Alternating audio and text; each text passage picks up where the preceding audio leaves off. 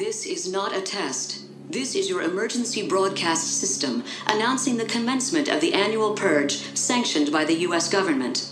Weapons of Class 4 and lower have been authorized for use during the purge. All other weapons are restricted. Government officials of ranking 10 have been granted immunity from the purge and shall not be harmed. Commencing at the siren, any and all crime, including murder, will be legal for 12 continuous hours. Police, fire, and emergency medical services will be unavailable until tomorrow morning at 7 a.m. when the purge concludes. Blessed be our new founding fathers and America, a nation reborn. May God be with you all.